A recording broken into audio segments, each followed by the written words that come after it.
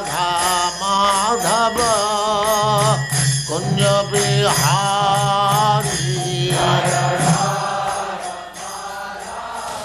So, I shall speak on Bhagavad Gita as it is. The purpose of saying Bhagavad Gita as it is explained that there are many editions of Bhagavad Gita. They are interpreted in their own way, giving up the spirit of Bhagavad Gita. So this particular name, as it is, significant. Perhaps there is no other edition of Bhagavad Gita where it is written as it is. In this connection, Professor Dimmock of Chicago University has written a foreword, and he very much appreciates the theme. He says, Swami Bhaktivedanta comments upon the Gita from this point of view, and that is legitimate. She accepts that Bhagavad Gita as it is legitimate presentation of the great book of knowledge. And he also says, more than that, in this translation, the Western reader has the unique opportunity of seeing how a Krishna devotee interprets his own text. So, about Krishna, the devotees actually can interpret about Krishna book. Others, if they are not devotee, how they can interpret on Krishna? Just like a member of a family can say very nicely about the head of the family, how outsiders can say about the family. That is not possible. Similarly, about Krishna, a Krishna devotee can speak nicely, not others. Others have no right to speak about Krishna. And Krishna also admits Arjuna as the right student of Bhagavad Gita. In the beginning, Krishna says that I have selected you as my student because you are my friend and you are my devotee. So, in other words, we can understand that Bhagavad Gita can be understood who has intimate relationship with Krishna. Just as Krishna says, you are my dear friend.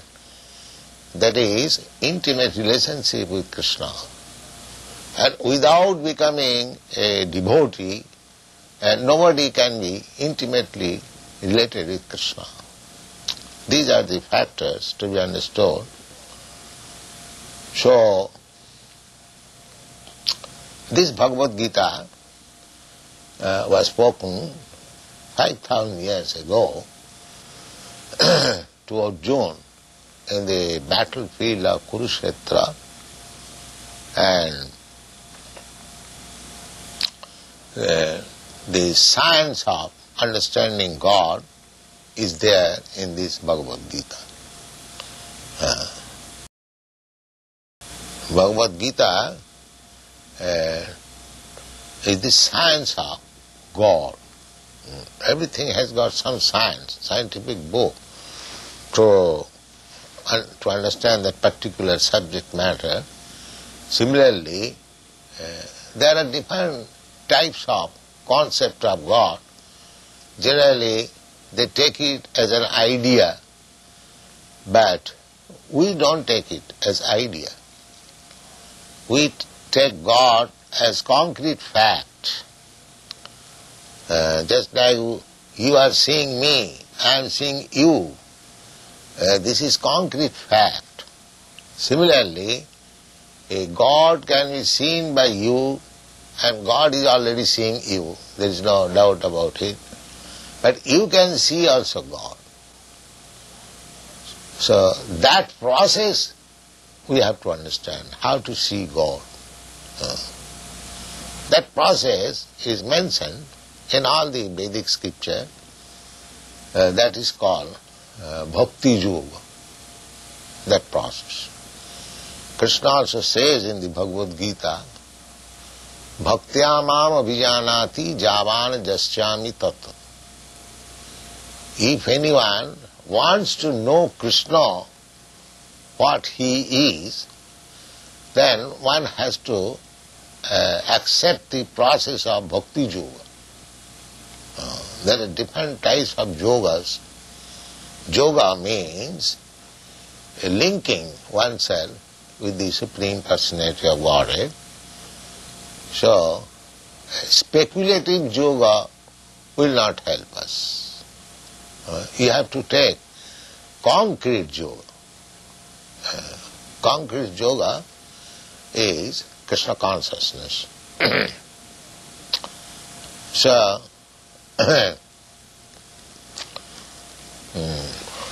we have given our introduction of the Bhagavad Gita that one has to understand Bhagavad Gita as it is directed in the Bhagavad Gita. There is direction. How to read Bhagavad Gita. People are reading Bhagavad Gita without taking the direction. This we have explained in the manner that if you take some medicine, there is some direction on the bottle, that this is the dose. You take so many drops, so many times, that is direction. Similarly, for understanding Bhagavad Gita actually, you have to accept the direction as given by the author himself, Krishna. He says that long ago, some 40 millions of years ago, he first spoke this Bhagavad Gita to the Sun God. And the Sun God transmitted the knowledge to his son Manu. And Manu transmitted the knowledge to his son Ikhaku. Imam vivassati yogam prattavan aham abhayam. Vivashan manave praha manu Ikhaka vibravit. So, the Rajarshis, they are all kings. Manu is king, Maharaj Ikhaku is also king, and the sun god Vivashan, he is also king. He is the king of the sun planet, and his grandson Ikhaku became the king of this planet, Maharaj Ikhaku, and in this dynasty, which is known as Raghuvansha, Lord Ramchandra appeared. It is a very old monarchical family, Ikhaku Vansha, Raghuvansha. Vansha means family. So, formerly, the kings, the head of the administrative executive, they used to learn the thesis or the injunction given by God. So, according to Bhagavad Gita, only a devotee of Krishna a person who is intimately related with Krishna, he can understand what is Bhagavad Gita. Arjuna, after hearing Bhagavad Gita from Krishna, he addressed him as Parabrahma, Param Dhama, Pavitram, Paramam Bhavan, Purusham, Shasatam, Divyam, Adi, Devam, Ajam, Vivam.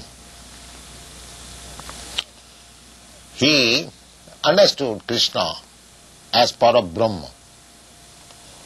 Parabrahma means the supreme truth, absolute truth, Parabrahma. Brahma, the living entities, they are also called Brahma. But living entities are not Parabrahma. Parabrahma means supreme. So Arjuna addressed him as Parabrahma and Param Dhama. Param Dhama means the resting place of everything. Everything is resting on the energy of the Supreme Lord. Therefore he is called Param Dhama. Just like all these planets are resting on the sunshine. Sunshine is the energy of the sun globe. Similarly, this material energy is Krishna's energy. And everything is material or spiritual, everything is resting on Krishna's energy. The resting place is Krishna's energy. In another place, Krishna says, Maya tatamidam sarvam jagat abhakta murtina masthani sarvabhutani naham teshu avasthita. Krishna says that in my impersonal feature I am spread everywhere, all pervading. God is all pervading by his impersonal feature, namely his energy. The example is given just like heat is the energy of fire. So fire spreads by its heat and light. The fire is one place, but the heat and light is spreading. Similarly, Krishna is in his own abode, which is called Goloka Vrindavan. There is a planet in the spiritual world, the topmost planet. As the topmost planet within this universe is called Brahmaloka, similarly in the spiritual sky there is the topmost planet which is called Goloka Vrindavan. That is Krishna's place. Krishna is there, but he can expand himself by his different types of energies and by his different types of incarnation. It does not mean that when Krishna was present on this planet, Krishna was absent in Golok Vrindavan. No, it is not like that. Just like I am now present here, I am absent in my apartment. Krishna is not like that. Krishna can be present everywhere, at the same time he can remain in his own abode. That is described in the Brahma Samhita. Goloka eva nivasati akhilatma bhuta. Although he is in his abode, which is known as Goloka Vrindavan, he can expand himself everywhere. everywhere, and actually he has done it. So we must know how he is expanded, in which way he is in contact with us. That is the science. In Bhagavad Gita, these things are explained. So Krishna is addressed as Param Dham, the resting place of everything. Everything is resting. Krishna also says, Masthani Sarvabhutani. Everything, material manifestation, is resting on him. Nahang Teshu Avasthita, but I am not there. These contradictory things. Everything is resting on him, but I am not there. But it is not contradictory. It is very simple to understand, just like all the planets, they are resting on sunshine, but the sun is far away from the planets, some millions of miles away. But resting on the sunshine means resting on the sun. That's a fact. Therefore Krishna says, Masthani sarvabhutani nahang teshu avasthita parabrahma param dhama pavitram. Pavitra means uncontaminated. When we come to this material world, we are also spirit soul, Brahma, not exactly as good as Parabrahma, Krishna, but still, because we are part and parcel of Krishna, we are also Brahma, Pavitra. Pavitra means pure. Just like the particle of gold is also gold. If gold is pure, the particle is also pure. So, Krishna comes to this world. We also come to this world. But we are contaminated.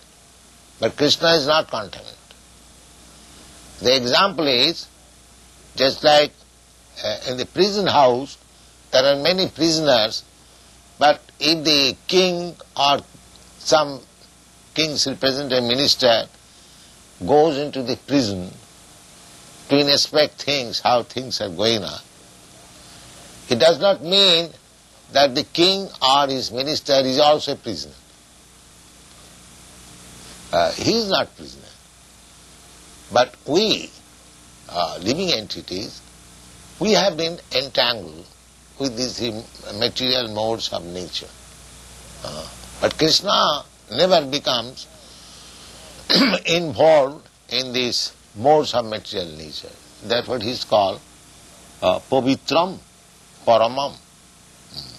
Absolute, pure, Bhavan. Bhavan means you, your lordship. And Purusham. Purusham, he is addressed as a person. God is never impersonal. God is person. Exactly a person like you and me. And when he appeared on this planet, exactly like a human being, 2 hands, 2 legs, walking like human being, talking, behaving like human being, everything. So, God is Purusha. Purusha means man, I mean to say male, not female. Male. Without becoming male, one cannot be enjoyer. In another place, it is stated that Krishna is the supreme enjoyer. As soon as the word is used, enjoyer, he must be Purusha, male. So that is described. Arjuna understood him. He is a Purusha, Param Purusha, the supreme person. In another place, Krishna is described as Purushottam, the best of the males. So, Purusham Shasatam. Shasatam means eternal. The Mayavadi philosopher, they think that the absolute truth is impersonal. Maya Shakta Manapartha Jogam Junyan Madasraya Asangsayam Samagrang Mam Jatha Gyasasi Tachino. Arjuna is being advised by Krishna what is God. The conception of God, however we may speculate, it cannot be perfect because God is unlimited, all-pervading. We are limited. So, actually, unless God Himself reveals Himself to the devotee, it is not possible to understand what is God. Therefore, God Himself, Krishna, is speaking about Himself. The process is Maya Sakta Mana. One has to increase attachment for Krishna. We have got now attachment for material things. We have to divert that. Our position is that we must have attachment for something. That is fact. So now, on the bodily concept of life, we have got attachment to this body, and anything pertaining to this body, we have got attachment. Just like I have got attachment for my wife. Why? There are millions and thousands of women, beautiful women. I have no attachment for them, but my attachment for my wife, even though she may not be very beautiful, is a fact. Why? Because due to her relation with my body. And similarly, I have got attachment for my country. I have got attachment for my home, so many things, because I am thinking I am this body, and anything in connection with this body, I am thinking mine. So at the present, my conception of I and mine is wrong. Therefore, if we divert that attachment to Krishna, then we can understand Krishna or God perfectly well. Krishna is just like sun. When there is sunshine, you can see the sun and yourself also. Without sunshine, in the darkness of night, neither you can see the sun nor yourself. Therefore the process is Maya Sakta Mana, developing Krishna consciousness. Maya Sakta Mana Partham Jugam Junyan Madasaya. This is the yoga. Yoga means connect. Yogam Junyan, that yoga should be practiced in connection with Krishna. Therefore he said, Mat Asra. Mat means me or mine. And Asra means taking shelter. So either you take shelter of Krishna or Krishna's representative.